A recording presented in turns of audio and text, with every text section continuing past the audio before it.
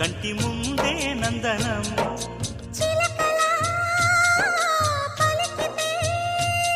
ఉండిపోదా సంబరం ఉండే కాదా మందిరం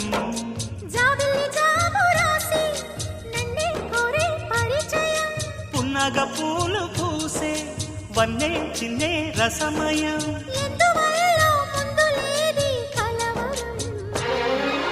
అగిరి పడిన పెదవికేంటి అర్థం అడుగుతా